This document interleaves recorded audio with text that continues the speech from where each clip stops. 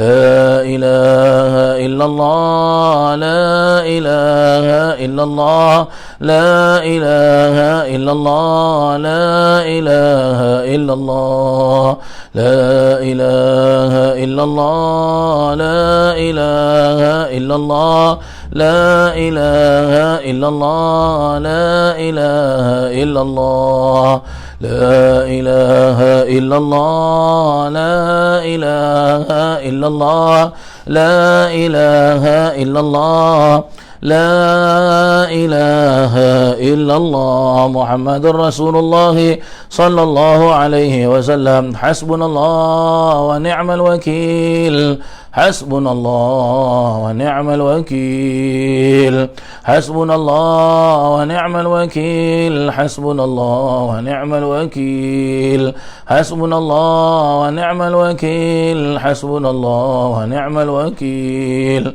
حسبنا الله ونعم الوكيل اللهم صل على محمد اللهم صل عليه وسلم اللهم صل على محمد اللهم صل عليه وسلم اللهم صل على محمد اللهم صل عليه وسلم اللهم صل على محمد اللهم صل عليه وسلم اللهم صل على محمد اللهم صل عليه وسلم اللهم صل على محمد اللهم صل عليه وسلم اللهم صل على محمد اللهم صل عليه وسلم اللهم صل على محمد اللهم صل عليه وسلم اللهم صل على محمد اللهم صل عليه وسلم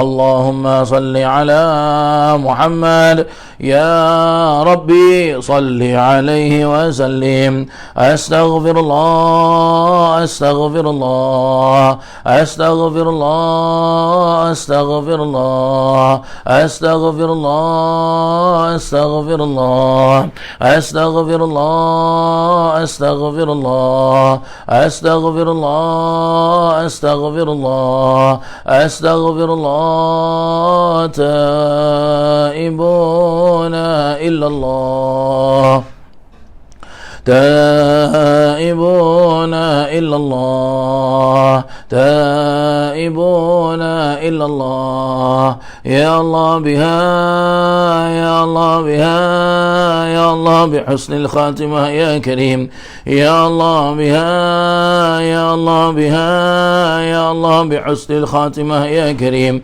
يا الله بها يا الله بها يا الله بحسن الخاتمة يا كريم غفرانك ربنا وإليك المصير لا يكلف الله نفسا إلا وسعها لها ما كسبت وعليها ما اكتسبت ربنا لا تؤاخذنا إن نسينا أو أخطأنا ربنا ولا تحمل علينا إصرا كما حملته على الذين من قبلنا ربنا ولا تحملنا ما لا طاقة لنا به واعف عنا واغفر لنا وارحمنا أنت مولانا فانصرنا على القوم الكافرين الفاتحة إلى روح سيدنا وحبيبنا وشفيعنا رسول الله محمد بن عبد الله وآله وأصحابه وأزواجه وذريته أن الله يعلي درجات في الجنة وينفعنا بأسرارهم وأنوارهم وعلومهم في الدين والدنيا والآخرة ويجعلنا من حزبهم ويرزقنا محبتهم ويتوفانا على ملتهم ويحشرنا في زمرتهم في خير ولطف وعافية بسر الفاتحة.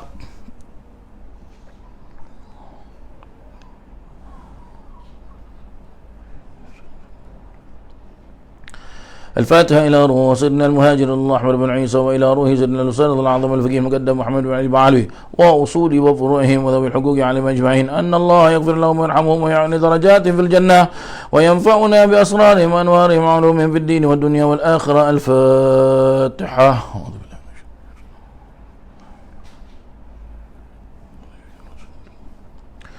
الفاتحة إلى روح سيدنا وحبيبنا وبركتنا صاحب راتب كتب الأنفاس الحبيب بن عبد الرحمن العطاس وإلى روح الشيخ علي بن عبد الله باراس وإلى روح الحفظ الرحمن بن عقيل العطاس وإلى روح الحسين بن عمر العطاس وإخوانه ثم إلى أرواح عقيل وعبد الله وصالح بن عبد الرحمن العطاس ثم إلى روح الحبيب علي بن حسن العطاس ثم إلى روح الحبيب أحمد بن حسن العطاس ثم إلى روح الحبيب محمد بن سالم بن أحمد بن حسن العطاس وأصولهم وفروعهم وذوي الحقوق عليهم أجمعين أن الله يغفر لهم ويرحمهم ويعلي درجاتهم في الجنة وينفعنا بأسرارهم وأنوارهم وعلومهم ونفعاتهم في الدين والدنيا والآخرة. الفاتحة.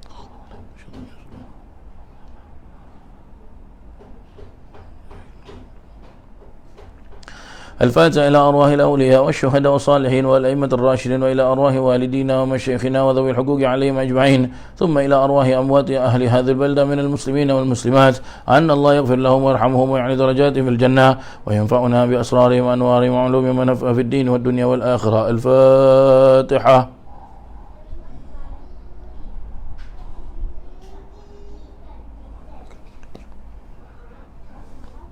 الفاتحة بالقبول وتمام كل سؤال ومأمول وصلاح إن شاء الله ظهرا باطنا في الدين والدنيا والآخرة دافعة لكل شر جالبة لكل خلنا ولوالدينا وأولادنا وأحبابنا ومشايخنا في الدين مع اللطف والعافية وعلى نية أن الله ينور قلوبنا وقوالبنا مع الهدى والتقى والعفو والغنى الموت عن دين الإسلام والإيمان بلا محنة ولا امتحان بحق سيد ولد عدنان وعلى كل نية صالحة وإلى حضرة النبي محمد صلى الله عليه وسلم. الفاتحة. أعوذ بالله من الشيطان.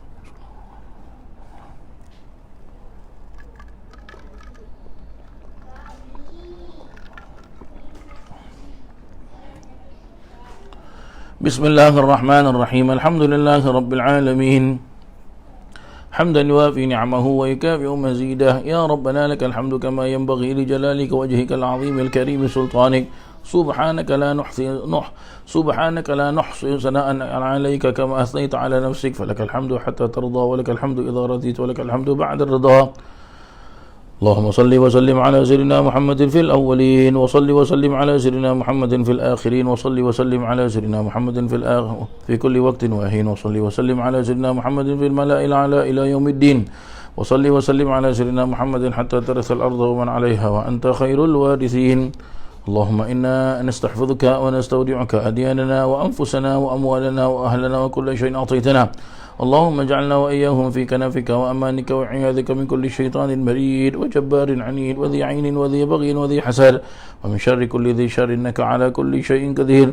اللهم جملنا بالعافية والسلامة وحققنا بالتقوى والاستقامة وأعذنا من موجبات الندامة في الحال والمال إنك سميع الدعاء. وصل اللهم بجلالك وجمالك على سيدنا محمد وعلى آله وصحبه أجمعين وارزقنا كمال المتابعة له ظاهرا باطنا يا أرحم الراحمين يا أرحم الراحمين يا أرحم الراحمين بفضل سبحان ربك رب العزة عما يصفون وسلام على المرسلين والحمد لله رب العالمين. بسر الفاتحة. أعوذ بالله من الشيطان. رب العالمين الرحمن الرحيم إياك نعبد وإياك نستعين صراط الذين أنعمت عليهم غير المغضوب عليهم ولا الضالين آمين. بسم الله الرحمن الرحيم. نويت تعلم وتعليم وتذكر وتذكير والنفع والانتفاع والإفادة والاستفادة والحث على تمسك بكتاب الله وسنة رسول الله صلى الله عليه وسلم ودعاء إلى الهدى والدلالة على الخير ابتغاء وجه الله وقربه وثوابه. اللهم ارزقنا يا ربي فهم النبيين وحفظ المرسلين وإلهام الملائكة المقربين برحمتك يا أرحم الراحمين والحمد لله رب العالمين. Muslimin dan muslimat, hadirin dan hadirat yang dirahmati Allah Subhanahu wa ta'ala. Alhamdulillah, bersyukur kita kepada Allah Subhanahu wa ta'ala. Kita telah sama-sama kita dapat berjumpa pada hari Ahad malam Isnin ini ya. Hari Ahad malam Isnin.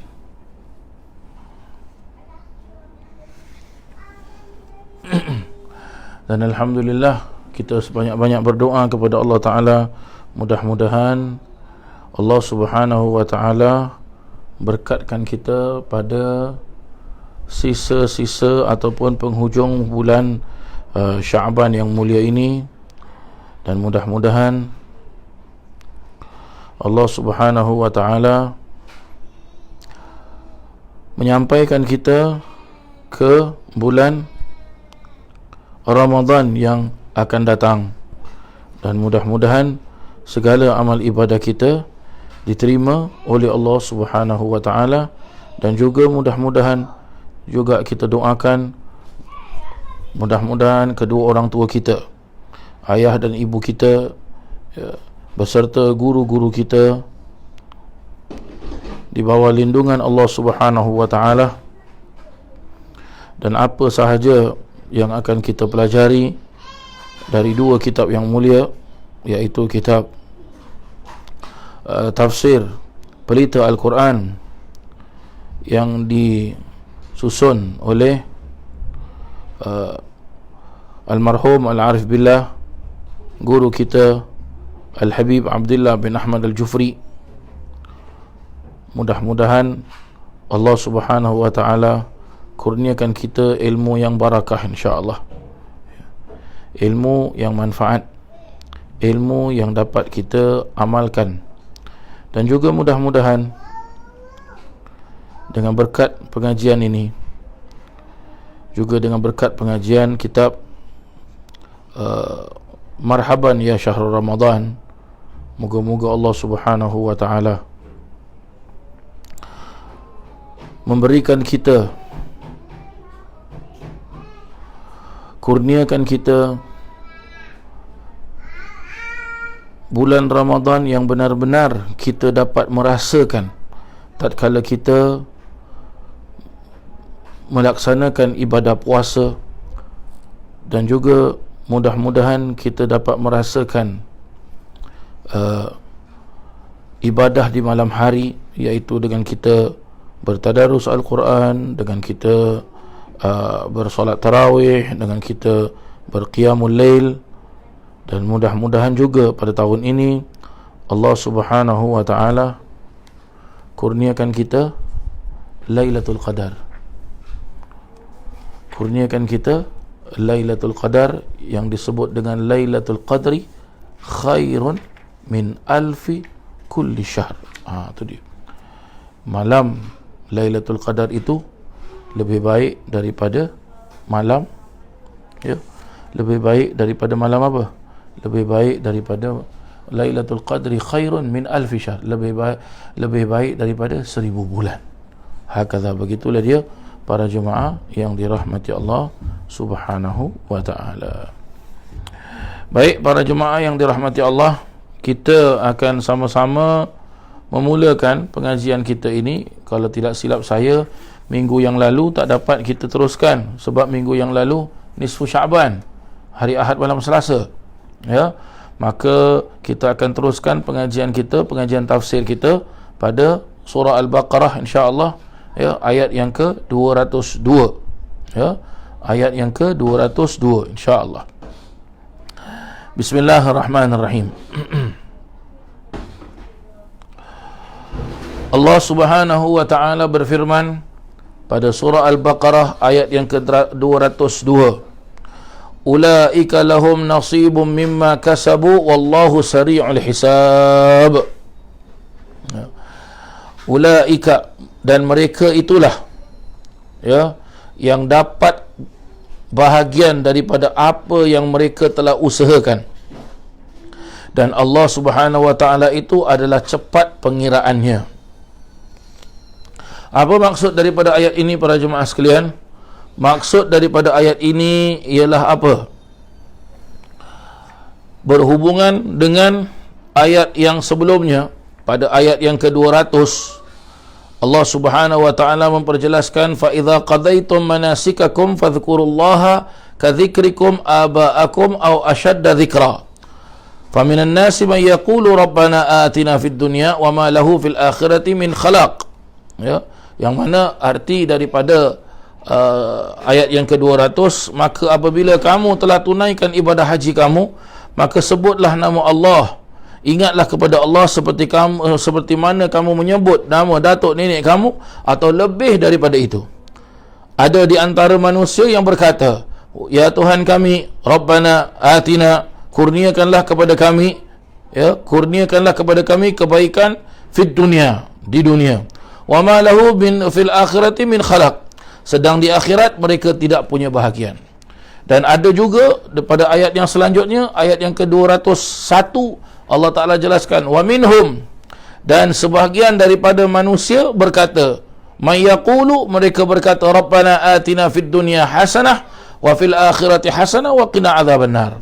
Rabbana, wahai Tuhan kami, atina fid dunya, kurniakanlah kebaikan untuk kami di dunia, ya, wa fil akhirati hasanah, dan juga kurniakanlah kami kebaikan di akhirat, wa qina adzabannar, ya, dan serta apa? Selamatkanlah kami daripada azab api neraka. Maka dengan adanya ayat yang ke-202 201 ini,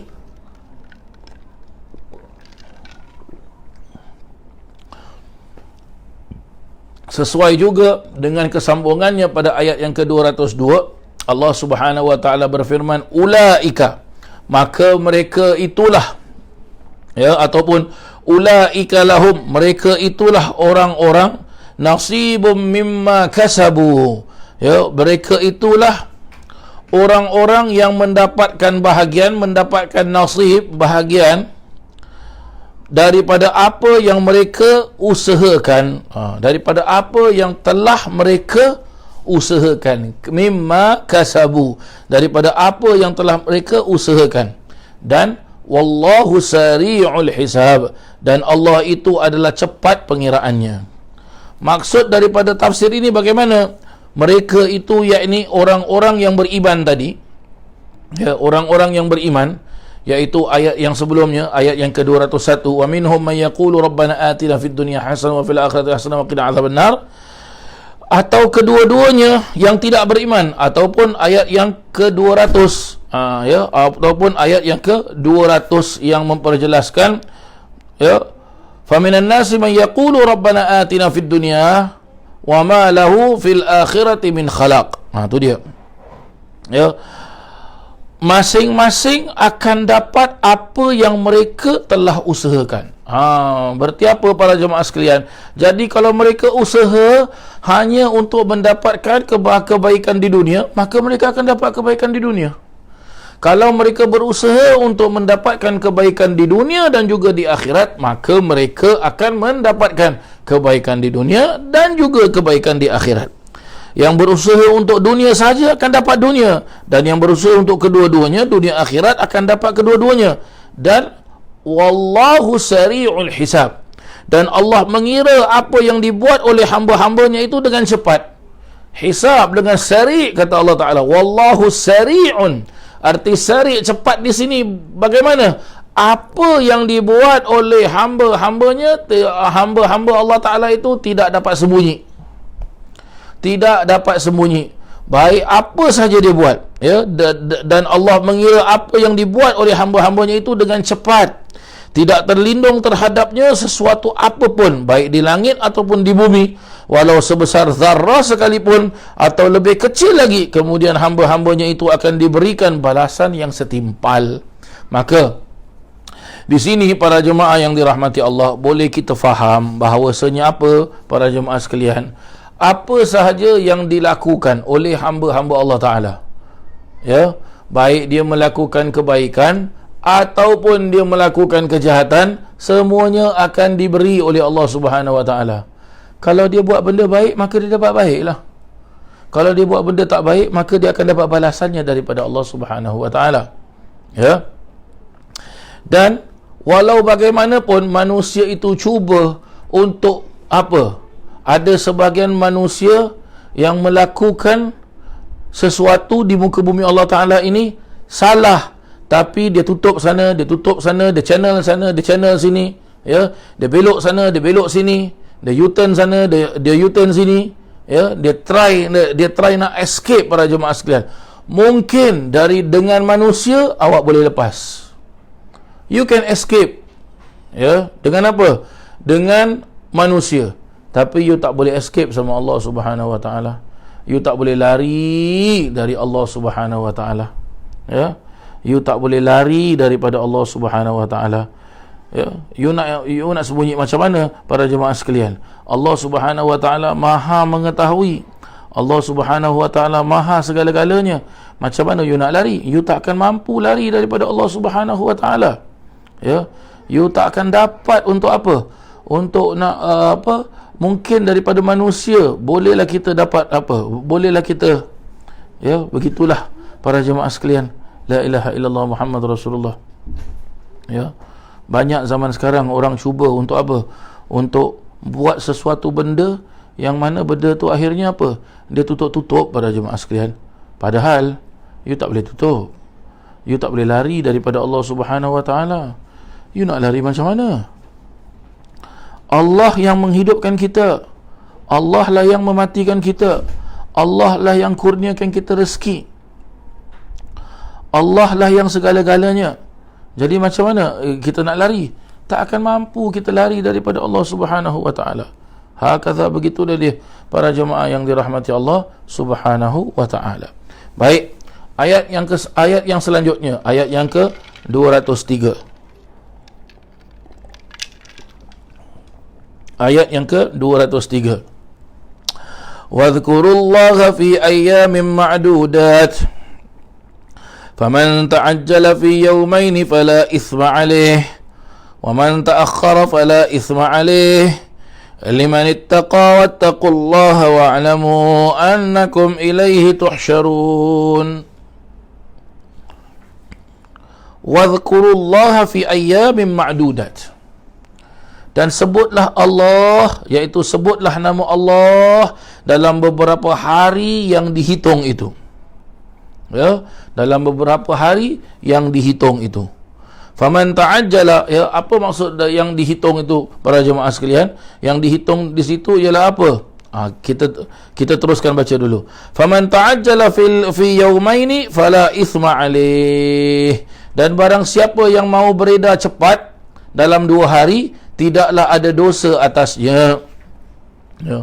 Waman ta'akhkhara fala ithma alayh. Dan barang siapa yang lambat, ya, dan barang siapa yang lambat juga tidak ada dosa atasnya. Ya. Liman ittaqa wattaqullaha wa'lamu annakum ilaihi tuhsyarun. Asal sahaja mereka itu bertakwa. Bertakwalah kamu kepada Allah dan ketahuilah bahawasanya kamu akan dihimpunkan menghadapnya. Di sini para jemaah yang dirahmati Allah, setelah apa maksud daripada tafsiran ayat ini? Baik, setelah sampai di Kota Mina dan duduk di sana selama 3 hari selepas hari yang ke-10, ini masih lagi memperjelaskan berkenaan tentang apa? Tentang orang-orang yang menunaikan ibadah haji. Apabila mereka selesai daripada wukuf di Arafah, dan mereka pun akan selama hari tasyrik, hari tasyrik iaitu hari yang ke-11, hari yang ke-12 dan hari yang ke-13 daripada bulan haji, daripada bulan haji, para jemaah haji akan berada di Kota Mina selama 3 hari. Guna untuk apa para jemaah sekalian hari-hari tasyrik itu? Guna untuk mereka menyempurnakan perkara-perkara wajib-wajib haji. Apa dia para jemaah sekalian? Iaitu melontar kepada 3 jamrah. Setiap hari perlu melontar 3 jamrah. Yang mana jamrah tersebut Jamratul Ula yang dekat dengan Masjid Khaif. Setelah itu di tengah-tengah pula Jamratul Wusta, dan yang terakhir adalah Jamratul Aqabah. Itu dia para jemaah sekalian. Maka selama 3 hari ini, seperti mana Allah Subhanahu wa ta'ala memperjelaskan pada ayat-ayat yang sebelumnya, apabila kita telah selesai daripada Arafah, kata Allah Subhanahu wa ta'ala, kita disuruh untuk ingat, kita disuruh untuk apa? Ingat kepada Allah Subhanahu wa ta'ala, fa idza afattum min arafatin fadhkurullaha indal masy'aril haram.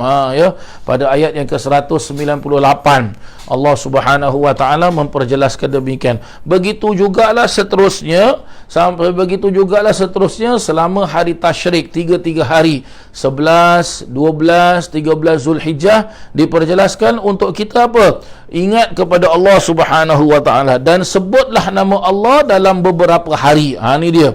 Wadhkurullaha fi ayyamin ma'dudat, diperjelaskan oleh Allah Subhanahu wa taala, ya, iaitu dan hendaklah kita menyebut nama Allah dengan apa? Dengan bagaimana kita menyebut nama Allah? Iaitu disunahkan kita menyebut nama Allah pada 3 hari tersebut adalah apa? Dengan kita bertakbir kepada Allah Ta'ala, ya. Sebab itu kalau hari raya Aidilfitri kita bertakbir pada Allah Ta'ala 1 hari saja, Syawal yang pertama tu saja, habislah.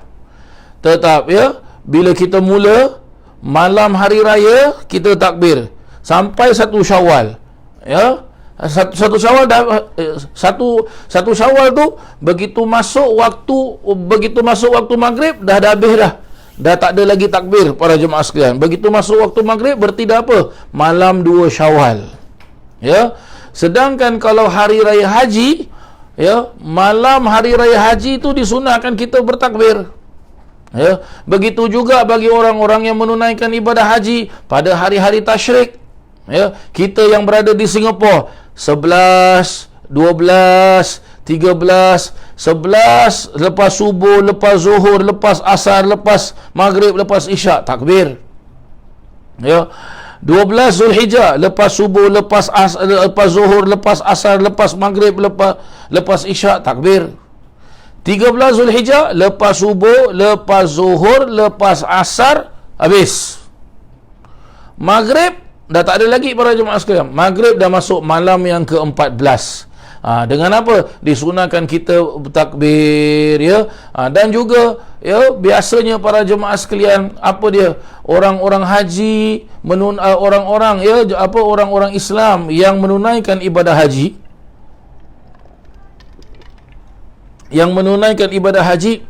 ya, mereka akan pergi melontar, ya, maka disunahkan mereka bertakbir para jemaah sekalian, ingat kepada Allah Subhanahu wa taala, ya. Hendaklah kita menyebut nama Allah dengan bertakbir dalam beberapa hari yang termaklum itu dan mengamalkan amalan haji seterusnya, iaitu melontah jamrah dan bermalam di Mina, bermabit di Mina para jemaah sekalian, ya, bermabit di Mina, hakadha, ya. Dan di hari-hari ini juga sunatlah kita bertakbir ketika kita melontar dan setiap selepas sembahyang. Sunat bertakbir melontar tu macam mana? Setiap jamrah, ya, dijelaskan, diajarkan kita melontar sebanyak apa? 11, 12, 13 Zulhijjah. 11 Zulhijjah kita melontar 3 tempat jamrah. 12 pun 3. 13 pun 3. Berarti apa para jemaah sekalian? Kita akan melontar 9 kali. Setiap hari 3 kali. Dan 1 tempat jamrah kita melontar sebanyak apa yang dijelaskan? 7 hasayat, dia bilang, ya, 7 butir batu. Berarti kalau 1 jamrah sebanyak 7 lontaran, 3 jamrah berarti apa? 7 kali 3 21. Itu pada 11 Zulhijjah. 12 Zulhijjah 3 kali lagi berarti 21 kali lagi. 13 Zulhijjah 3 jamrah berarti 21 kali lagi. Ni dia para jemaah sekalian, ya. Dan bila kita melontar pun diajarkan kita dalam ilmu fikih macam mana cara kita melontar. Kita perlu melontar yang mana batu tersebut kita nampak batu itu masuk di dalam kawasan jamrah. Kalau sekiranya kita melontar jamrah tersebut, batu itu terpantul kembali, bounce back para jemaah sekalian, ataupun batu itu terkena orang lain, tak masuk ke dalam kawasan jamrah, maka lontaran kita tidak sah.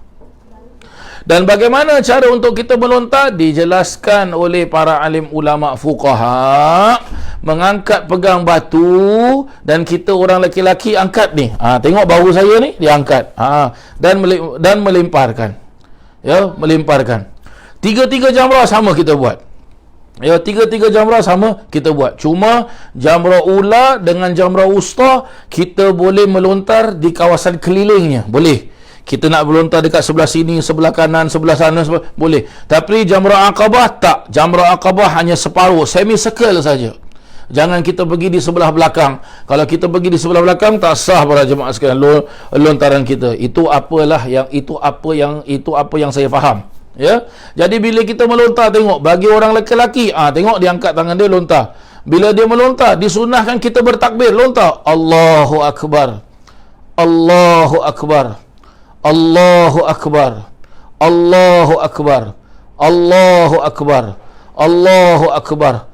Allahu akbar. Tengok 7 kali para jemaah sekalian. Itu baru satu lontaran. Dan bagi orang perempuan tak disunahkan pergi. Bagi orang perempuan kepit para jemaah sekalian. Ya, tangannya, bahunya ini jangan naik, bahunya ini turun begini. Jadi lontarannya begini lontarannya. Jadi mesti apa? Mesti confirmkan betul-betul yang kita tu nampak batu tu masuk. Jangan pula apa? Kita marah. Kita marah bagaimana? Ini dulu syaitan ada kat sini . Kita buat apa? Tak cukup dengan batu, kita ambil slipper kita lempar. Kita ambil botol mineral water kita lempar. Tak boleh. Tak sah para jemaah sekalian. Tak sah. Dan jangan sampai kita lempar tu mengkeram sangat. Tak boleh. Ini zaman tersebut, ya, Sayyidina Jibril alaihissalam mengajarkan kepada Nabi SAW. Begini caranya. Jadi zaman sekarang ini iaitu kita mengikuti ajaran Nabi SAW. Nabi memperjelaskan apa? Khudhu anni manasikakum, kata Nabi SAW. Ambillah kamu daripada aku ibadah haji. Manasik, kata Nabi. Manasik tu ibadah haji para jemaah sekalian.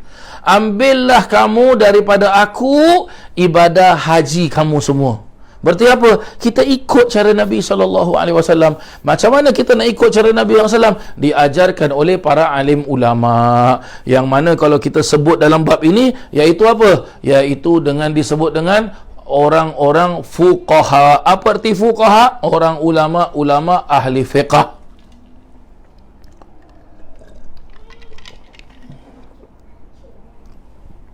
Ulama ahli fiqh, ulama fikih. Ya, maka disunahkan kita melontar demikian para jemaah yang dirahmati Allah Subhanahu wa taala. Hakadha, begitulah dia yang diajarkan kita para jemaah yang dirahmati Allah. Dan ada juga keterangan para alim ulama diajarkan kepada kita bila kita melontar ni para jemaah sekalian, sambil kita baca takbir Allahu akbar, niatkan para jemaah sekalian. Diniatkan apa? Inilah dia sifat sombong aku, buang Allahu akbar. Inilah dia sifat bongkak aku, buang. Inilah dia sifat takabur aku, buang. Inilah dia sifat ria aku, buang. Inilah dia sifat pembohong aku, buang. Inilah dia sifat jahat aku, buang. Inilah dia sifat zalim aku, buang. Inilah dia sifat yang tak baik, buang. Inilah dia sifat apa? Sifat aku dulu suka namimah, mengumpat. Aku dulu suka hasad dengki, al-hiqid. Aku suka dan sebagainya. Diajarkan oleh para alim ulama. Sebab apa? Ya, bila kita menunaikan ibadah haji ataupun kita menunaikan ibadah apa sekalipun para jemaah sekalian, kita mahukan ibadah kita itu sempurna. Baik dia ibadah merupakan ibadah yang wajib ataupun ibadah yang fardu ataupun ibadah yang sunnah. Jangan kita buat asal buat sudah. Tak mau, tak boleh gini para jemaah sekalian. Ya, ataupun apa? Kita ikutlah cara orang lah. Ustaz, saya nampak orang tu melontar macam mana? Dia pegang batu banyak-banyak ni, banyak-banyak. Sekali dia lempar. Dia lempar semua.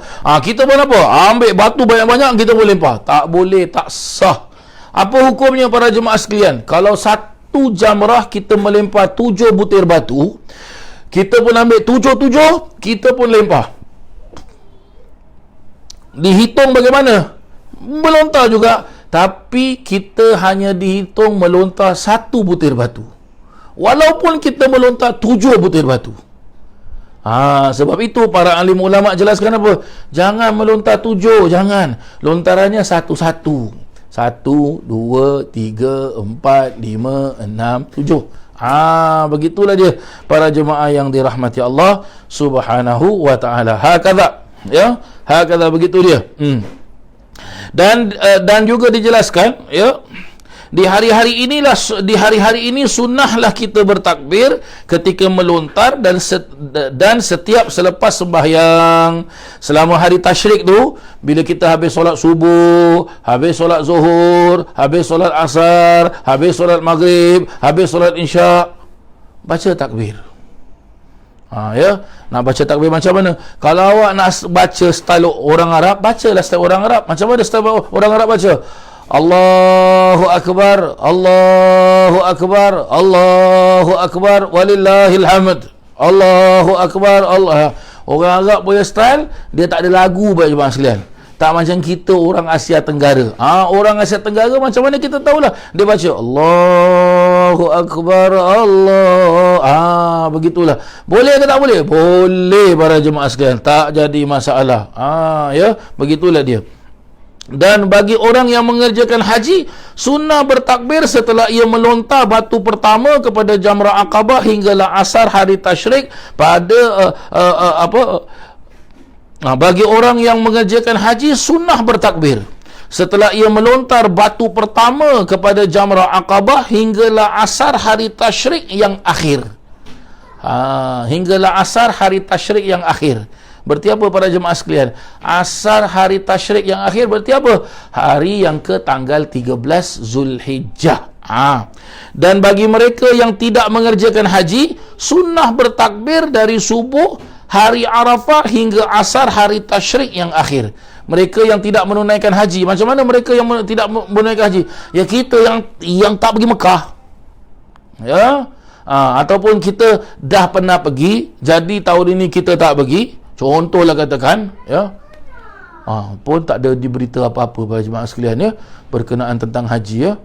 Yalah sebab Covid kan. Gitulah dia. Kita sama-sama doa lah para jemaah sekalian, ya. Saya rasa saya dan para jemaah semua boleh tengok macam mana keadaan Masjidil Haram, macam mana keadaan Masjid Nabawi. Ya Allah, sedih kita. Nangis pun dia, rindu pun dia para jemaah sekalian. Saya pun rindu para jemaah sekalian, ya. Lama sangat tak pergi. Allahu Akbar, la ilaha illallah, ya.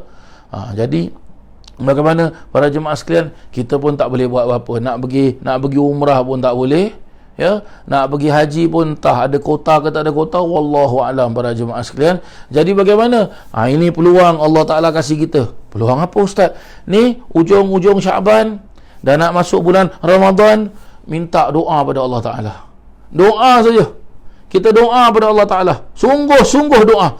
Nabi SAW jelaskan apa para jemaah sekalian? Silahul mu'minin ad-doa. Senjata orang yang beriman tu doa. Doa, minta sama Allah Subhanahu Wa Ta'ala. Ya Allah, takdirkan aku, ya Allah. Takdirkan aku dapat datang ke tanah haram-Mu, ya Allah. Takdirkan aku dapat datang ke kota Mekah, ya Allah. Takdirkan aku dapat tawaf keliling Kaabah, ya Allah. Takdirkan aku dapat melaksanakan ibadah haji, dapat melaksanakan ibadah umrah. Lepas tu doa pada Allah Ta'ala, ya Rasulullah, aku rindu padamu ya Rasulullah, tolong aku ya Rasulullah. Ini tawassul pada Rasulullah, minta sama Allah Ta'ala melalui Rasulullah SAW. Rindu kita ke kota Madinah, kita datang kota Madinah untuk ziarah Rasulullah SAW. Cinta sayang kita pada Rasulullah SAW. Minta sama Allah Ta'ala para jemaah sekalian kekuatan doa.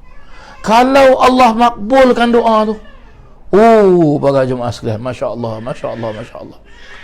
Kalau Allah makbulkan doa tu, para jemaah sekalian, tak ada satu manusia pun boleh stop. Tak ada satu manusia pun boleh stop.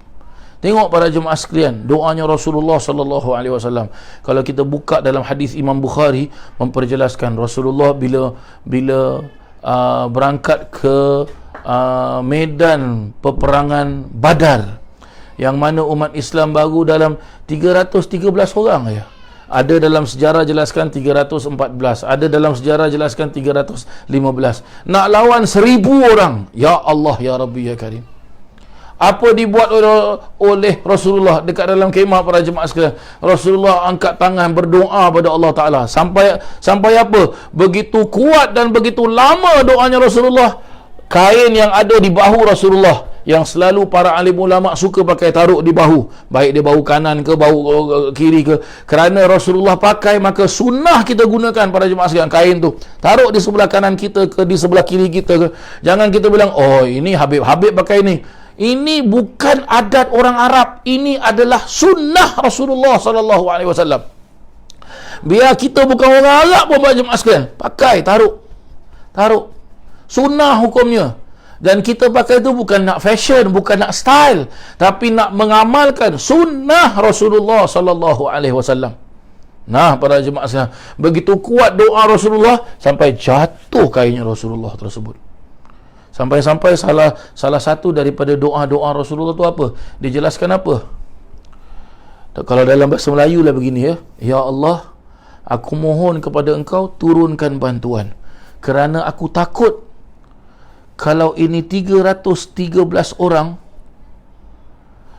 habis semua mati dalam peperangan Uhud ini, aku khawatir selepas mereka mati, kalau semua 313 ni mati, tak ada lagi yang akan sujud kepadamu. Tengok, ini doa Rasulullah para jemaah sekalian. Begitu kuat doanya Rasulullah. Kita pula jangan bilang, Ustaz, itu Rasulullah Ustaz. Ya, memang betul, doa Rasulullah Allah Ta'ala tak pernah tolak.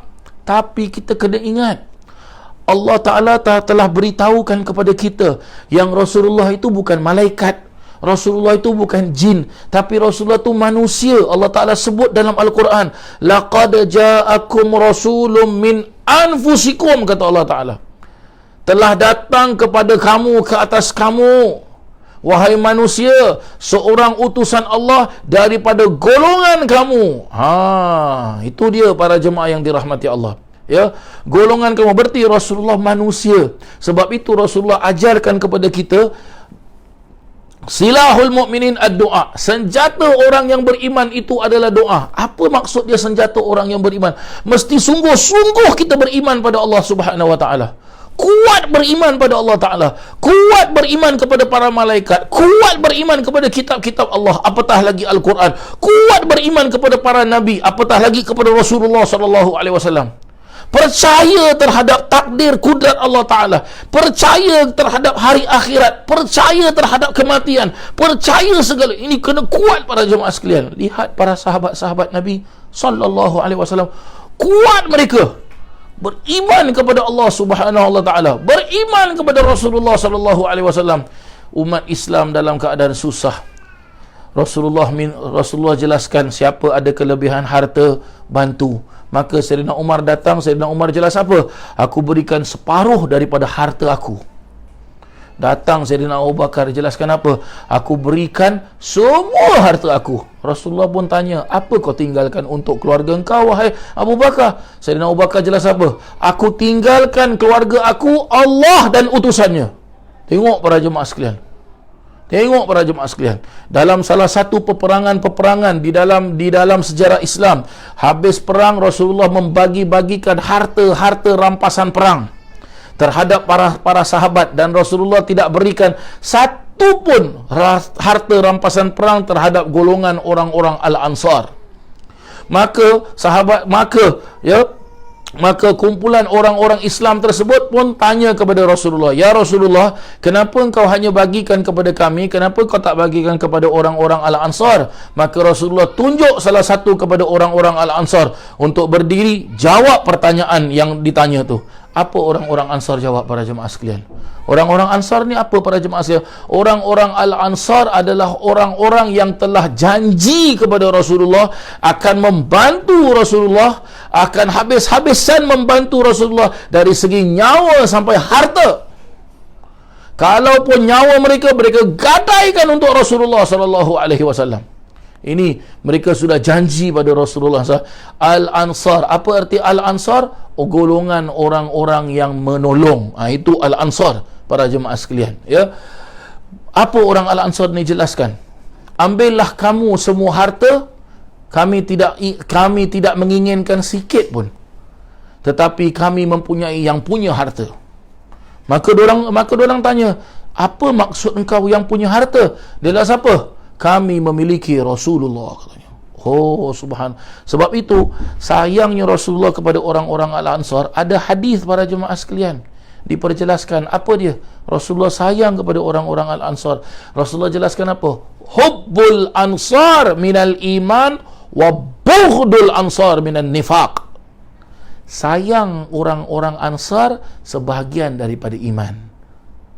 Benci orang-orang Ansar sebahagian daripada sifat munafik. Atau kama qala Nabi sallallahu alaihi wasallam. Jadi begitulah dia para jemaah sekalian. Doa kita pada Allah Taala. Doa kita pada Allah Taala. Ya, kita belajar bab ini hari ini, bab ini menjelaskan tentang ibadah haji. Doalah kita pada Allah Taala para jemaah sekalian. Negara kita dalam keadaan Covid para jemaah sekalian, ya, kecoh. Bukan hanya negara kita, satu dunia semua kecoh. Nampak je relax, padahal kecoh para jemaah sekalian. Doalah kita pada Allah Taala. Bukan hanya kecoh dari segi wabak penyakit, kecoh dari segala-galanya lah para jemaah sekalian. Zahir batin semuanya kecoh para jemaah sekalian. Zahir batin semuanya kecoh.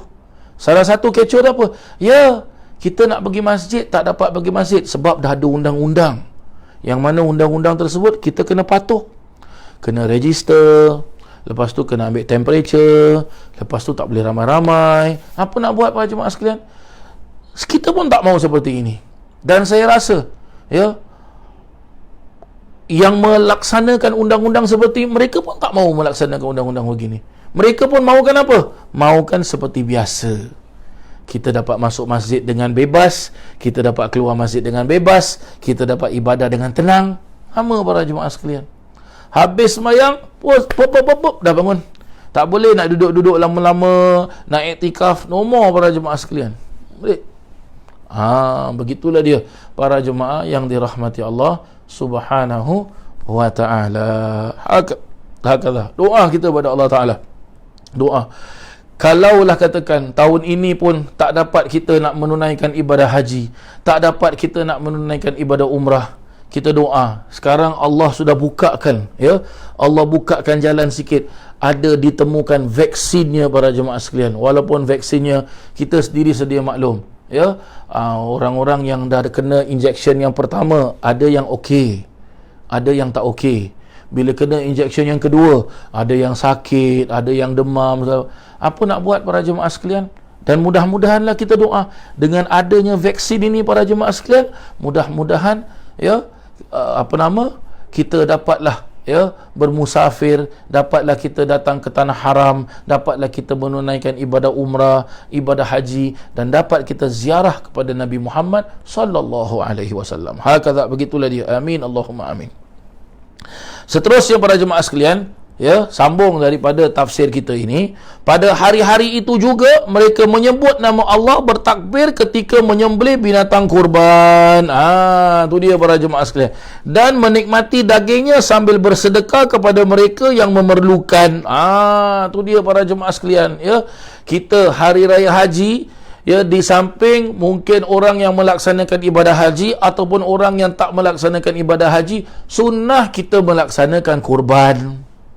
Bila korban pula para jemaah sekalian, sunnah, ya, sambil kita sembelih korban, binatang korban tersebut, kita bertakbir Allahu Akbar, Allahu Akbar, Allahu Akbar, la ilaha illallah, wallahu akbar, walillahil hamd. Sembelih para jemaah sekalian, dia sunnah hukumnya. Dan juga bagaimana bila kita dah sembelih tu, ya, binatang korban tersebut para jemaah sekalian, apa kita buat? Jangan kita sedekahkan semua sekali seekor. Kalaulah kita buat ibadah korban seekor, jangan kita sedekahkan seekor semua. Jangan para jemaah sekalian, tak mau. Habis macam mana ustaz? Kita kalau boleh sebahagian daripada daging korban tu kita makan. Oh, kenapa Ustaz? Boleh makan? Boleh. Sunnah hukum je. Makan para jemaah sekalian. Tak jadi masalah, boleh. Ataupun kita nak masak, lepas tu kita panggil orang, mari kita duduk baca doa selamat. Mari siapa anak-anak yatim, fakir miskin, kita duduk makan dengan diorang. Boleh tak? Boleh. Tak jadi masalah. No problem para jemaah sekalian. Gitulah dia. Sunnah makan daging kurban. baik dia apa, daging lembu, daging unta ataupun daging kambing. Sunnah hukumnya para jemaah sekalian.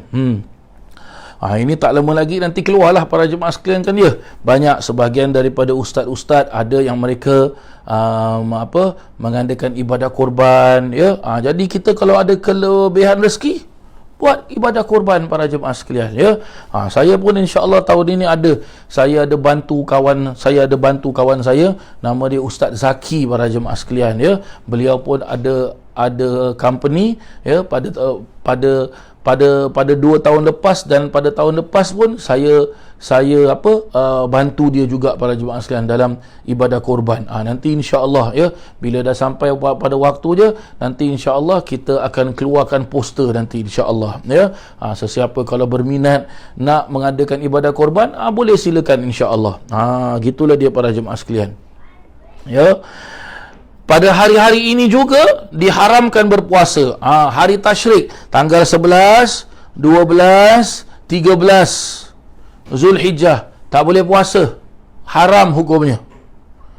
Ya, tak boleh puasa para jemaah sekalian. Walaupun hari-hari disuruh kita menghabiskan amalan-amalan haji itu sebanyak 3 hari, tetapi kita dibenarkan melontar 2 hari sahaja dan bermalam 2 malam. Ini yang dinamakan nafar awal. Ini dah masuk bab haji lah para jemaah sekalian.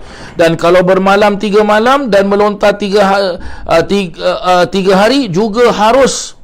Ini dinamakan nafar thani.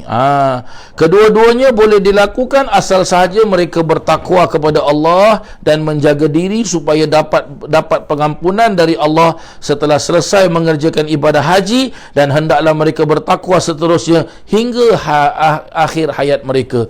Kenapa para jemaah sekalian? Hujung ayat yang ke-203 ini ya, Allah Ta'ala ada singgung berkenaan tentang takwa. Apa pasal? Diajarkan kita apa para jemaah sekalian? Diajarkan kita apabila kita melaksanakan satu ibadah, janganlah kita merasa diri kita ni baik, janganlah kita merasa diri kita ni paling bagus. Kita dah pun menunaikan ibadah haji, tengok engkau dah pergi haji belum? Aku dah pergi. Jangan para jemaah sekalian. Senang cakap, jangan sombong dan jangan bongkak dan jangan bangga dengan ibadah kita. Sebab apabila kita sombong, apabila kita bongkak, apabila kita riak dengan ibadah kita, maka kosonglah kita dapat. Sebab apa? Setiap orang yang menunaikan ibadah, apatah lagi menunaikan ibadah haji, menginginkan apa ibadah hajinya? Ibadah haji yang mabrur. Apa arti mabrur para jemaah sekalian? Mabrur adalah artinya yang diterima oleh Allah Subhanahu wa taala. Ya, yang diterima. Berarti kalau diterima oleh Allah Ta'ala, Nabi SAW memperjelaskan apa? Haji yang mabrur itu laisa lahul jaza illal jannah. Ya, tidak ada pahala yang paling baik, yang paling layak sesuai untuknya kecuali apa? Syurganya Allah Subhanahu wa taala. Itu dia para jemaah yang dirahmati Allah Subhanahu wa taala. Kita jangan sombong dengan ibadah kita. Sombong dengan ibadah kita, akhirnya apa? Haji kita tak jadi haji mabrur, tapi haji apa? Haji mardud.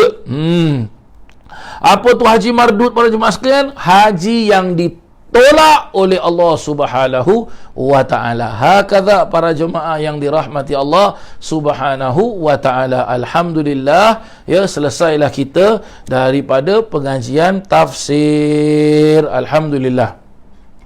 Baik para jemaah sekalian,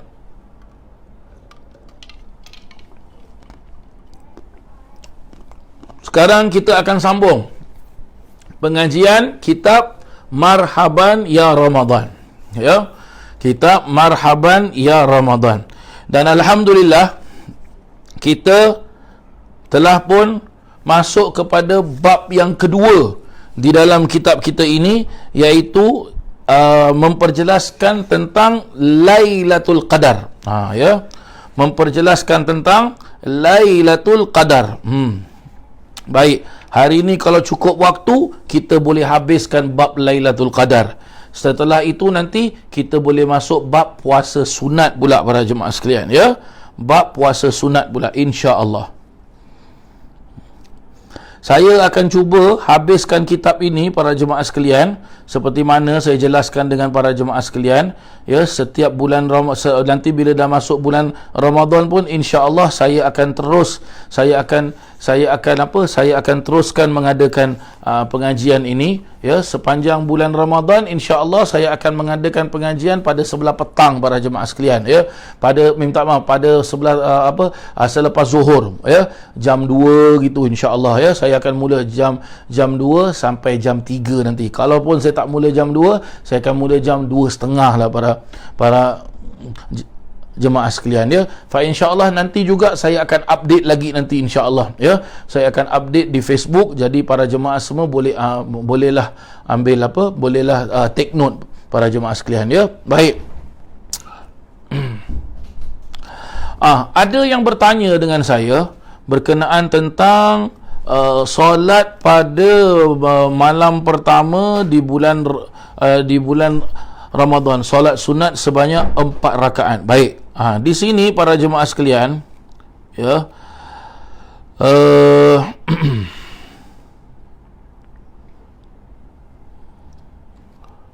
ada dekat dalam kitab kita ni. Ya. Kalau sesiapa yang ada kitab ini para jemaah sekalian, para jemaah boleh buka kepada muka surat 171, ya.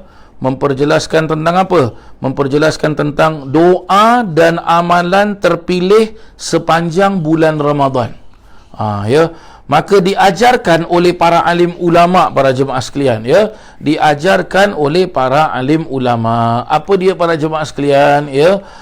Dijelaskan barang siapa, ya, yang pada malam pertama di bulan Ramadan, malam pertama tu bila? Hari Senin nantilah, 12 April. Itu malam pertama kan, ya. Malam pertama di bulan Ramadan, solat sunat 2 rakaat dan membaca Al-Fatihah dan surah Al-Fatah, ya. Surah Al-Fatah para jemaah sekalian, awak boleh buka di dalam Al-Quran, ya. Surah Al-Fatah para jemaah sekalian ada, ya, di dalam Al-Quran surah Al-Fatah ada para jemaah sekalian, ya. Di surah Al-Fatah ni salah satu surah yang memperjelaskan tentang memperjelaskan tentang sejarah Islam, ya. Ada yang memperjelaskan tentang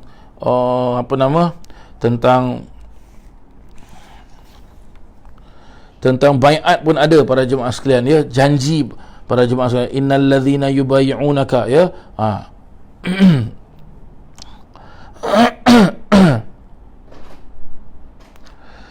La ilaha illallah Muhammadur Rasulullah sallallahu alaihi wasallam, ya.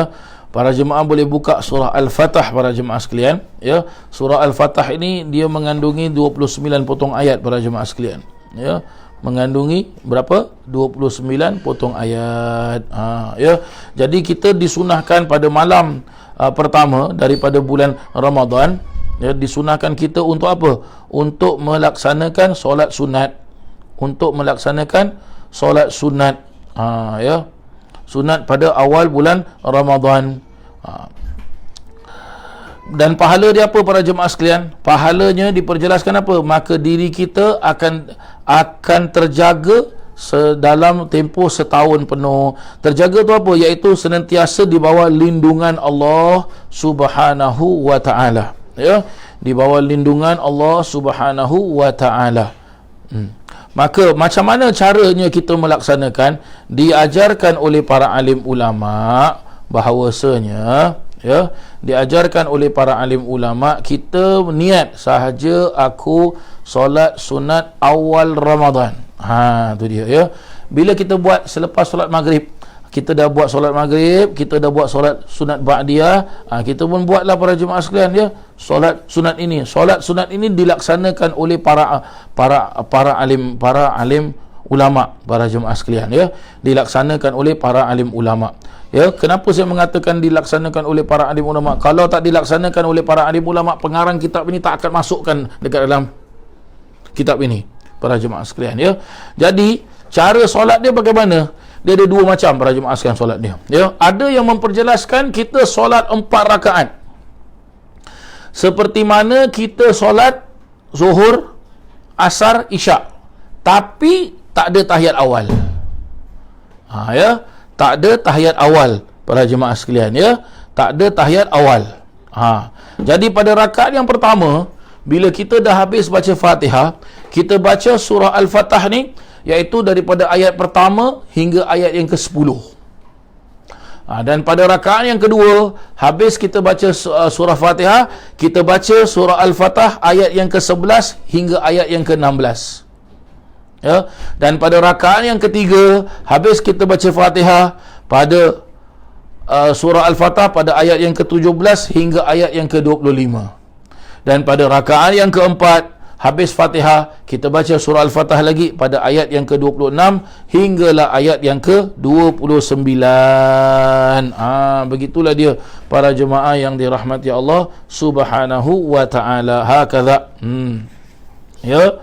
Begitulah yang diajarkan oleh para alim ulama. Ya. Lepas tu, habis solat sunat tu, kita nak buat apa para jemaah sekalian? Habis solat sunat tu, kita sambunglah ibadah-ibadah yang lain. Sebab apa para jemaah sekalian? Antara maghrib dan isyak ini merupakan waktu yang mustajab. Ya. Para alim ulama jelaskan merupakan waktu yang mustajab. Buatlah ibadah-ibadah yang lain. Apa salah salah satu daripada ibadah yang paling bagus? Ya, ini bulan Ramadan, bulan Al-Quran. Buka Al-Quran, baca. Sementara kita tunggu sampai isyak. Ya, sementara kita tunggu sampai isyak. Nah, bila dah azan isyak, ini biasa yang diamalkan oleh ulama-ulama Hadramut. Ya, bila sudah masuk azan isyak, ya, mereka pun solat sunat qabliyah isyak 2 rakaat. Habis tu mereka baca ratib. Ya, habis baca ratib mereka solat isyak. Habis solat isyak mereka mula solat tarawih.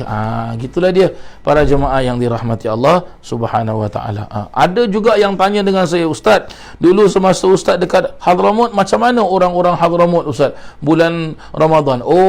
Kalau di Hadramut para jemaah sekalian, khususnya di Kota Tarim, ya, di Kota Tarim, ya, di Darul Mustafa para jemaah sekalian, kalau di sana, kalau datang bulan puasa, ya, Ramadan, dah jadi macam burung hantu para jemaah sekalian. Kenapa saya mengatakan burung hantu? Dah jadi macam owl. Kenapa?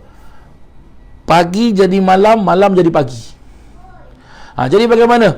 Malam tu lagi meriah daripada pagi para jemaah sekalian. Kenapa saya mengatakan malam tu meriah daripada pagi? Sebab apa? Di Kota Hadramut, kalau bulan Ramadan para jemaah sekalian, ya, yang solat isyak dan solat tarawih bukan hanya satu masjid, tapi semua masjid buat. Cuma sebahagian masjid mereka lambatkan solat tarawih, solat isyak dan solat tarawihnya. Contoh pada jemaah sekalian, ya, contoh, kalau dulu kita di Darul Mustafa, begitu masuk waktu isyak, dah selesai baca ratib apa semua, dah selesai solat isyak, kita pun mula solat tarawih. Habis daripada solat tarawih, dah selesai dengan baca doa qawafi. Qawafi ni adalah doa berbentuk syair. Saya selalu pada jemaah sekalian, ya, kalau bulan puasa, selalu saya sedih pada jemaah sekalian. Sedihnya apa? Sebab apa? Atmosfer yang pernah saya mengalami sendiri sewaktu saya berada di Darul Mustafa, tak dapat saya mengalaminya di negara kita Singapura ini. Bila habis daripada solat tarawih, dah solat witir, ya, nanti dia akan baca gawafi para jemaah sekalian, ya. Gawafi ni adalah doa-doa berbentuk syair. Ya, dia macam, senang cakap, kalau dalam bahasa Melayu kita bilang nasyid lah. Dulu orang bilang nasyid, sekarang orang bilang qasidah. Begitulah dia baca bentuk syair para jemaah sekalian. Jadi ramai-ramai semua sambut. Masya Allah, Masya Allah, Masya Allah, Masya Allah, Masya Allah, Masya Allah, Masya Allah, la ilaha illallah, la ilaha illallah, la ilaha illallah.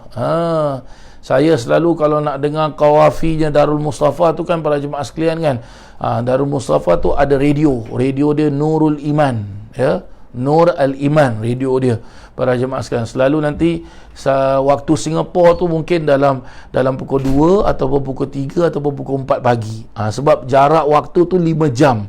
Kita lagi ke depan 5 jam. Macam sekarang pukul 9 suku. Kalau dekat sana baru pukul berapa? 8 suku, 7 suku, 6 suku, 5 suku, 4 suku, 3 suku, 8 7, 6, 5, 4. Baru pukul 4 suku para jemaah sekalian. Dekat sana masih petang. Kita dah malam dah sini dah.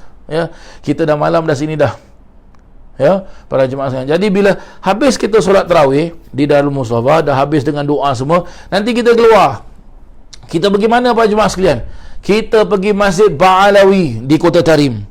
Masjid Ba'alawi baru mula solat Isyak, baru nak start solat Isyak. Jadi kita pun solat Isyak lagi, dan lepas tu mereka solat tarawih, kita solat lagi tarawih para jemaah sekalian. Dah habis daripada solat tarawih dekat Masjid Ba'alawi, sama juga mereka akan baca Gawafi juga. Ya. Nanti kita sambung, kita pergi mana? Kita pergi Masjid Imam Umar Al-Muhdar pula. Ada yang pergi Masjid Sayyidina Imam Syekh Abdul Rahman As-Segaf. Pun sama juga solat Isyak, setelah itu solat tarawih lagi. Habis itu nanti kita pergi Masjid Jami' Tarim. Ya, pun sama, kita solat Isyak lagi, kita solat tarawih lagi. Jadi bagaimana? Sepanjang tiap-tiap malam di bulan Ramadan tu kita boleh dengar masjid ini apa Allahu Akbar, solat, gaji Quran apa ya? Malam tu ibarat apa? Sebab malam gelap ibarat macam dari langit tu keluar suara. Sebab subhanallah, atmosfer dia para jemaah sekalian, masya-Allah, la ilaha illallah, la ilaha illallah. Ya, setelah itu barulah nanti kita balik ke Darul Mustafa, kita sahur, habis sahur kita qiyamul lail, dah habis qiyamul lail kita solat subuh, dah habis solat subuh nanti apa? Dah habis wirid, dah habis apa? Habis nanti buka kitab. Itu lepas subuh Habib buka kitab tu, Allahu Akbar, la ilaha illallah. Kadang-kadang Habib kupas kitab tentang bab puasa dalam kitab Imam Ghazali. Habib buka kitab-kitab hadis berkenaan tentang bab Ramadan. Ya, Allahu Akbar, la ilaha illallah. Lain para jemaah sekalian, masya-Allah, masya-Allah. Begitulah dia. Itu baru nanti malam-malam ganjil. Allahu Akbar, la ilaha illallah, la ilaha illallah. Ya Allah, berikanlah kami rezeki ya Allah, kurniakanlah kesihatan kepada kami ya Allah, sampaikan kami ke Kota Tarim ya Allah. Ya Tarim wa ahlaha, ya Tarim wa ahlaha. Ya Allah, kami rindu Kota Tarim ya Allah. Kami rindu Masjid Ba'alawi, kami rindu Masjid Al-Idrus, kami rindu Masjid Jamalul Lail, kami rindu Masjid Surur, kami rindu Masjid Muhdar, kami rindu Masjid Segaf. Ya Allah, kami rindu sekolah kami Darul Mustafa, kami rindu guru kami Habib Umar bin Hafiz ya Allah. Peliharalah Kota Tarim ya Allah. Peliharalah habaib kami ya Allah, guru-guru kami ya Allah. Ya Tarim wa ahlaha, ya Tarim wa ahlaha, ya Tarim wa ahlaha. Ya Allah, kurniakanlah di setiap rumah-rumah kami barakah daripada Kota Tarim ya Allah. Ya Rab, ya Rab, ya Rab, ya Ghautha, ya Ghautha, aghithna ya Allah, aghithna ya Allah, aghithna ya Allah. La ilaha illallah Muhammad Rasulullah. Amin, Allahumma amin. Begitulah para jemaah sekalian ya. Ada yang bertanya dengan saya macam mana ya puasa di Kota Tarim ya, dan juga macam mana pada malam pertama di ibadah solat sunat pada malam pertama ya. Ada juga yang tanya dengan saya lah, Ustaz, macam mana agaknya buka puasa dekat Kota Tarim? La ilaha illallah Muhammad Rasulullah ya. Walaupun makanan kita tidak mewah, tapi nikmat para jemaah sekalian, nikmat. Subhanallah, subhanallah, subhanallah, subhanallah. Ya, hakadha para jemaah yang dirahmati Allah. ya, kita dapat duduk dengan dapat duduk dengan Habib Umar, ya, dapat buka puasa dengan Habib Umar, ya, dapat makan kurma dengan Habib Umar, makan kuih-kuih dengan Habib Umar, ya, minum kopi dengan Habib Umar. Allah, ibaratnya seperti kita duduk bersama Rasulullah, duduk bersama sahabat-sahabatnya Rasulullah. Allahu akbar, Allahu akbar. La ilaha illallah Muhammadur Rasulullah, la ilaha illallah Muhammadur Rasulullah, la ilaha illallah Muhammadur Rasulullah. Mudah-mudahan satu hari kita semua pergi tahrim para jemaah sekalian. Masya-Allah. Mudah-mudahan Allah Ta'ala berikan kita rezeki, dapat kita bawa ahli keluarga kita, anak-anak kita ke kota tahrim, ya. Dan mudah-mudahan anak-anak kita dapat belajar di kota tahrim, dapat menimba ilmu di kota tahrim. Masya-Allah. Kota tahrim selamat para jemaah sekalian. Hadramut selamat. Tak ada perang pun di Hadramut para jemaah sekalian. Masya-Allah.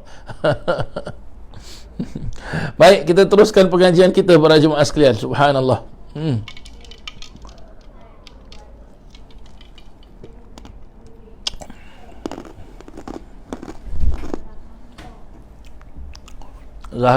Zahra.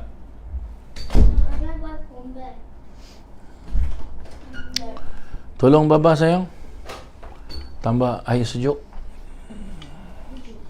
Bismillahirrahmanirrahim. Mari kita sambung para jemaah sekalian, ya, kitab Marhaban Ya Ramadan. Sampailah kita kepada bab amalan-amalan pada malam Lailatul Qadar. Diperjelaskan, disunahkan pada malam Lailatul Qadar untuk memperbanyak membaca amalan ketaatan seperti solat sunat, membaca Al-Quran, selawat kepada Nabi Muhammad sallallahu alaihi wasallam, dan juga memperbanyak membaca doa untuk diri sendiri dan kaum muslimin, ya.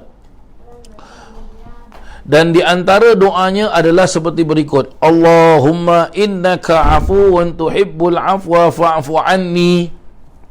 Ya. Lain kalau kita baca ramai-ramai. Kalau kita baca ramai-ramai, ya, Allahumma innaka afuwun tuhibbul afwa fa'fu anna. Itu dia, ya. Ya.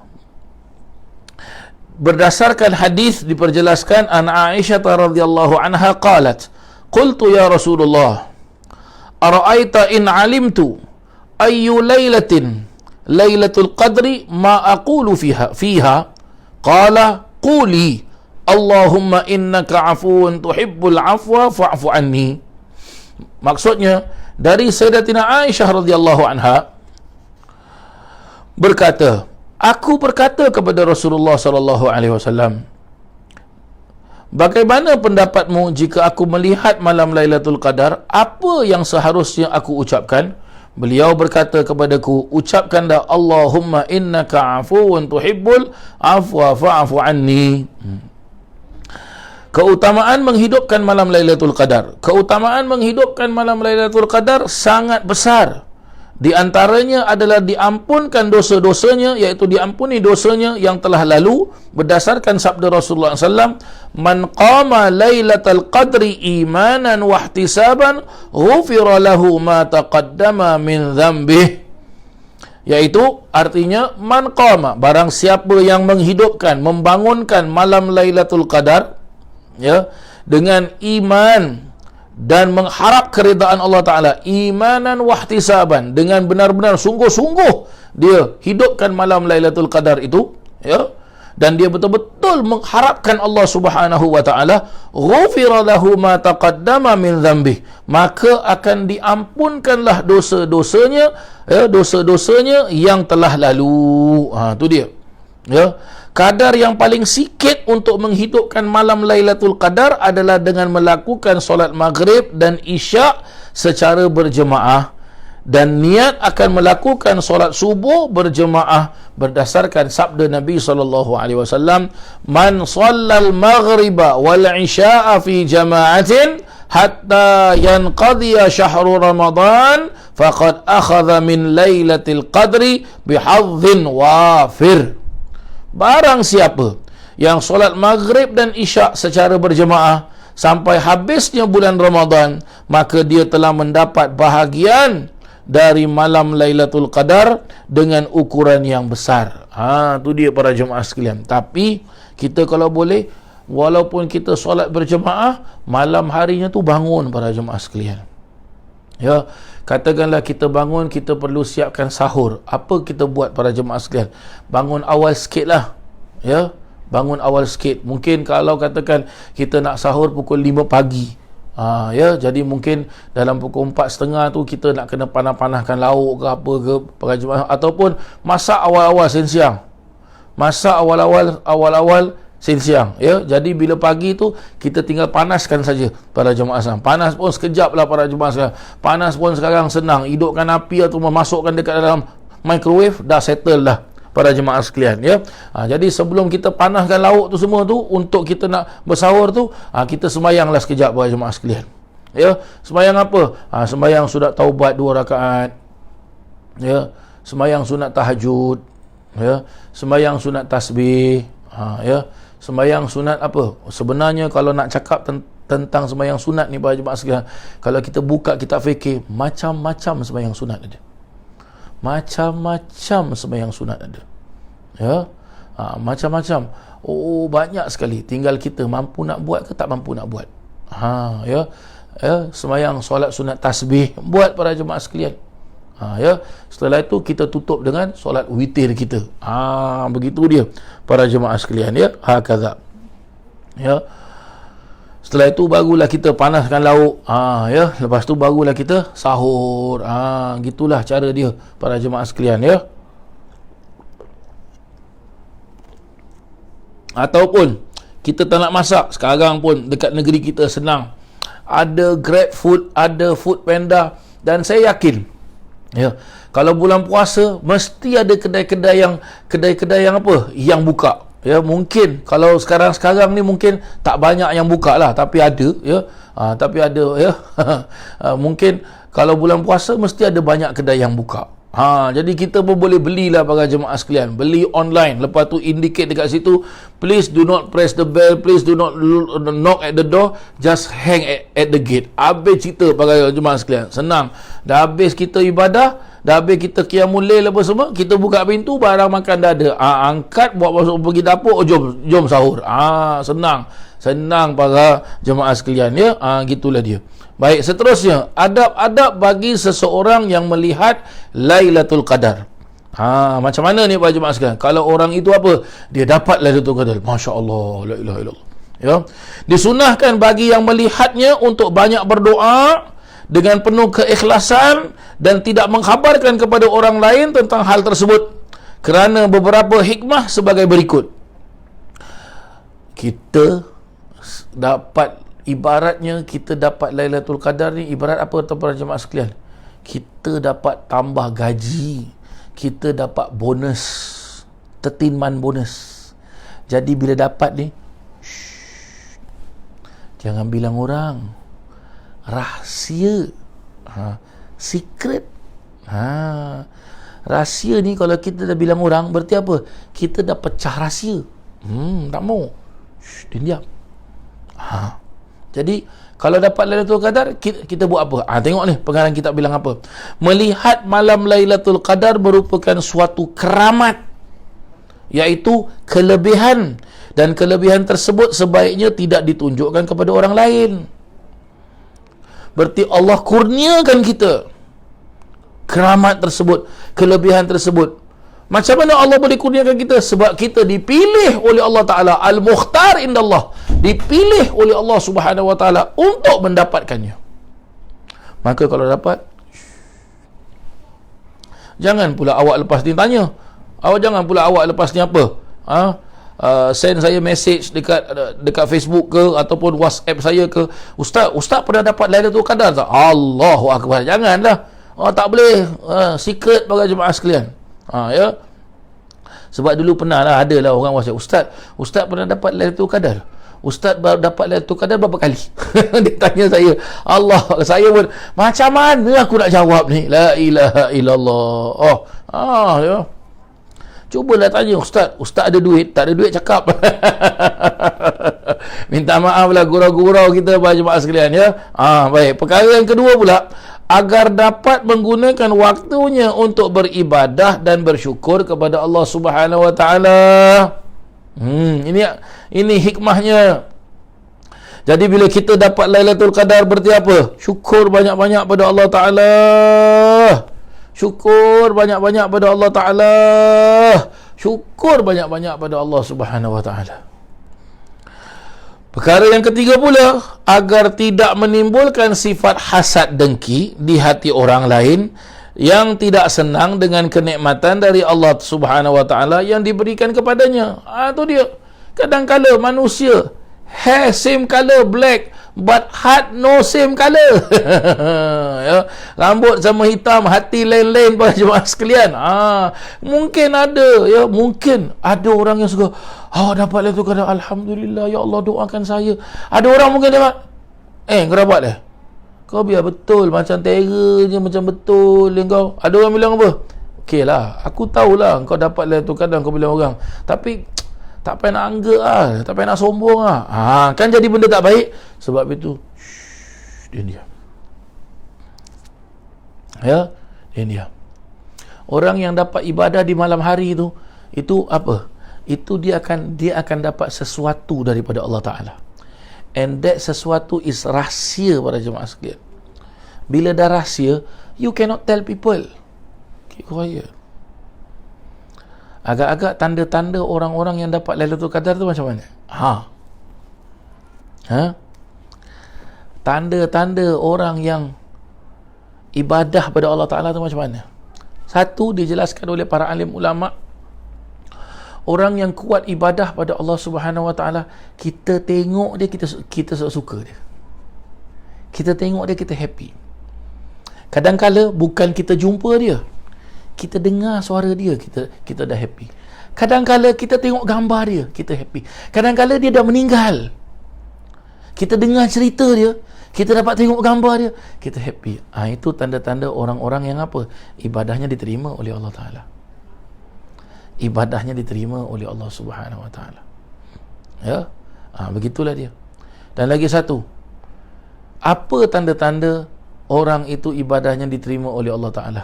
Kalau kita jumpa dia, kalau boleh kita tak nak berenggang dengan dia, kita nak terus dengan dia. Dan kalau kita dapat ziarah dia, dapat datang ke rumah dia, ya, bagaimana? Kita selesa duduk rumah dia, very comfortable. Itu tanda dia apa? Rumahnya ada ibadah, orang yang dalam rumah tu pun ibadah. Begitulah dia para jemaah sekalian. Ini tanda-tanda, ciri-ciri. Dan kalau dia bercakap para jemaah sekalian, orang yang ahli ibadah ni, dia kalau bercakap, percakapannya tu apa? Kita terima tu dengan, walaupun mungkin kita susah nak terima nasihat, ataupun kita dalam kesusahan, tapi bila dia cakap, ya, kita boleh, walaupun berat, tapi kita boleh terima happily ever after. Macam tu lah para jemaah sekalian. Kita happy tu terima, Masya Allah, tenang, relax. Begitulah dia para jemaah yang dirahmati Allah, ya. Ya, Masya Allah. Baik, saya nak kasih habislah bab ni para jemaah sekalian, ya. Tinggal lagi sikit je, setengah muka surat lagi dah habis. Baik. Syarat-syarat memperolehi keutamaan yang terdapat dalam malam Lailatul Qadar. Apa dia para jemaah sekalian? Diperjelaskan. Terdapat perbezaan pendapat di antara para ulama mengenai bilakah seseorang dapat memperolehi keutamaan yang dapat pada malam Lailatul Qadar adalah sebagai berikut. Satu, sebahagian ulama berpendapat seseorang dapat memperolehi keutamaan yang terdapat pada malam Lailatul Qadar ataupun Lailatul Qadar jika telah diberi nikmat oleh Allah Subhanahu wa taala dapat melihat Lailatul Qadar. Sebab itu pengarang kitab ini dia tak bilang tahu Lailatul Qadar tu bentuknya apa, dia macam mana actually. You want Lailatul Qadar, you kena minta Lailatul Qadar. Ya, awak nak Lailatul Qadar, awak kenalah berada di dalam Lailatul Qadar. Macam mana awak nak berada di malam Lailatul Qadar? Awak perlu cari dan awak perlu duduk di malam-malam yang mana telah dijelaskan oleh para alim ulama, dijelaskan oleh Rasulullah sallallahu alaihi wasallam pada malam-malam tersebut. Kena duduk. Awak tak boleh hari ni duduk, besok tak bila lagi nanti no, tak ada. Kita kena usaha para jemaah sekalian. Kalau tak usaha, tak boleh. Yang kedua, sebahagian ulama berpendapat dia akan mendapatkan keutamaan yang terdapat pada malam Lailatul Qadar sama ada telah diberi nikmat oleh Allah Ta'ala dapat melihat Lailatul Qadar ataupun tidak. Masya Allah, ya, bagus keterangannya ini. Walaupun cuma dia keluarkan dua saja keutamaannya, tapi memberikan kita makna yang wow, Masya Allah. Sudah, sama-sama kita doa para jemaah sekalian. Dari sekarang, ya, dah akhir-akhir bulan Syaban, dah nak masuk bulan Ramadan, sama-sama kita berdoa. Mudah-mudahan, apa para jemaah sekalian? Kita semua dikurniakan Lailatul Qadar. Amin ya Allah. Amin ya Allah. Amin ya Allah. Barik lana ma baqiya min syahr Sya'ban. Berkatkan kami saki-baki pada malam-malam akhir-akhir bulan Sya'ban.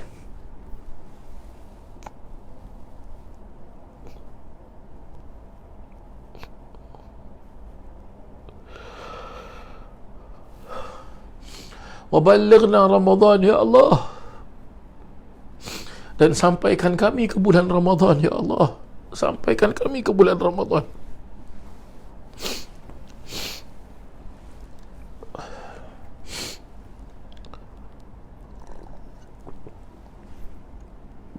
Para alim ulama dulu-dulu, para jemaah sekalian, diperjelaskan mereka gembira sekali nak datang bulan Ramadan tu. Mereka gembira, happy sekali para jemaah sekalian, ya.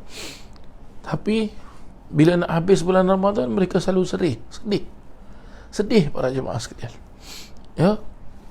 La ilaha illallah. Seterusnya para jemaah sekalian, diperjelaskan tingkatan keutamaan waktu malam. Para alim ulama memperjelaskan tingkatan keutamaan waktu malam adalah sebagai berikut. Malam Lailatul Qadar, hal ini menurut pendapat sebahagian ulama, sedangkan menurut pendapat ulama yang lain berpendapat bahawa malam lahirnya Rasulullah sallallahu alaihi wasallam lebih utama daripada malam Lailatul Qadar. Yang kedua, malam Isra dan Mi'raj. Yang ketiga, malam Arafah. Yang keempat, malam Jumaat. Dan yang kelima, malam Nisfu Sya'ban. Adapun malam-malam yang lain kedudukannya adalah sama, dan tingkatan ini untuk umat Nabi Muhammad sallallahu alaihi wasallam. Adapun untuk peribadi Nabi Muhammad sallallahu alaihi wasallam, malam Isra dan Mi'raj adalah malam yang paling utama. Kerana pada malam tersebut baginda sallallahu alaihi wasallam bertemu dengan Allah Subhanahu wa taala. Begitulah dia para jemaah sekalian, sedikit sebanyak berkenaan tentang apa? Berkenaan tentang kemuliaan-kemuliaan, ya, pada malam Lailatul Qadar, ya. Semoga Allah Subhanahu wa taala memberkatkan pengajian kita, dan semoga Allah Subhanahu wa taala pertemukan kita pada pertemuan yang akan datang esok, insya-Allah para jemaah sekalian. Esok Yaumul Itsnin, ya para jemaah sekalian, dia hari Isnin. InsyaAllah besok kita akan jumpa lagi dalam pengajian kita nanti, insyaAllah para jemaah sekalian, ya. Baik para jemaah sekalian, saya rasa saya cukupkan sampai di sini pertemuan kita. InsyaAllah kita jumpa pada esok malam, insyaAllah. Bismillahirrahmanirrahim. Alhamdulillahi Rabbil Alamin. Allahumma salli wa sallim wa barik ala Sayyidina Muhammadin wa ala alihi wa sahbihi ajma'in. Allahumma inna nas'aluka ziyadatan fid din, وبركة في العمر، وصحة في الجسد، وسعة في الرزق، وتوبة قبل الموت، وشهادة عند الموت، ومغفرة بعد الموت، وعفوا عند الحساب، وأمانة من العذاب، ونصيبا من الجنة، warzuqna an-nazara ila wajhikal karim ya rabbal alamin. Rabbana atina fid dunya hasanah wa fil akhirati hasanah wa qina adzaban nar wa adkhilna al-jannata ma'al abrar ya aziz ya ghafar ya rabbal alamin. Wa sallallahu ala sayyidina Muhammadin wa ala alihi wa sahbihi wasallam. Walhamdulillahi rabbil alamin. Sekian, terima kasih, mohon maaf atas segala kekurangan. Wabillahi taufiq wal hidayah wa birridha wal inayah. Wassalamu alaikum warahmatullahi wabarakatuh.